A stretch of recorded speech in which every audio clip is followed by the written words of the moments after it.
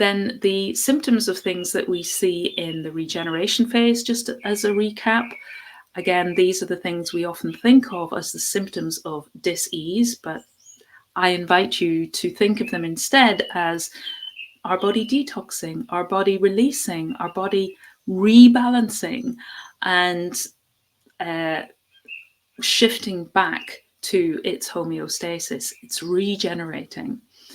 Things like exhaustion, tiredness, deep fatigue, swelling and inflammation, being overly hot, having a temperature, maybe having some form of a stomach upset. And as I'll be talking about later on when I do the session on healing peaks, vomiting, not maybe extreme nausea, so vomiting, diarrhea, those are healing peaks. Those are examples of healing peaks. There are many more, as I'll discuss in a later session. Also, aches and pains, not 100%, but the bulk of aches and pains, those flu-like aches and pains, they are happening in the regeneration phase.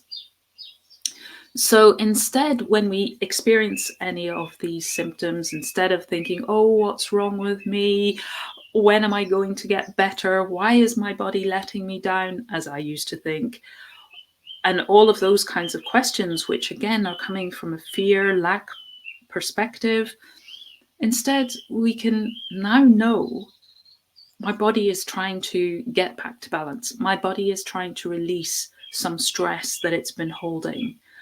I can celebrate that, and I can look for the ways that I can best support my body to go smoothly through that green phase, that part 2 regeneration phase of the process.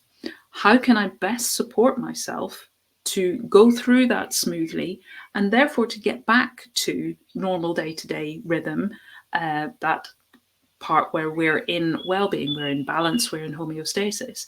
And that can be things like the space for ourselves, the permission for ourselves to rest, taking that time to rest, making sure we do all we can to support deep rest. And this is something as well which relates back to my ME. At the time, I thought, I'm resting because I'm not doing anything. I don't have the energy to do anything. My body was not active. I was lying in bed most of the day, but my brain was going 10 to the dozen. I was feeling stressed. I wasn't able to do anything, so I was feeling bad. I was thinking, there are all my friends, my peers, they're out having fun. I was in my late teens, early 20s, so they were all out enjoying that time of their life, which they say is the best time of your life, and I was stuck at home in bed. And I was worrying, when am I going to get better? And why have I got all this brain fog? And why can't I do things? Why am I always in pain and headaches and body's aching? It's exhausted, it's heavy, it's sore.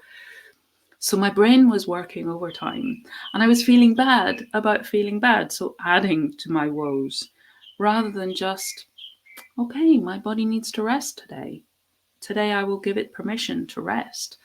And I will nurture it, and I will nourish it. I will give it the foods that it needs. Quite often, you may have experienced cravings, food cravings. So today I want something that's citrusy, and it's got that wonderful sharp flavor to it. Or today I want something vinegary or crunchy, or I want cold foods today. I want hot foods today. I want nourishing soups.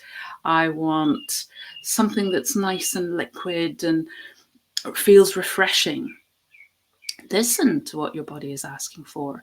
Is it asking for maybe a particular color of food? As I said, different colors have different nutrients. Is it asking for something like broccoli and cabbage and kale and those deep green foods?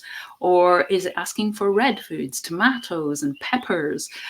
Listen and explore and experiment and see what you can do to respond to those needs and asks, the asks of your body.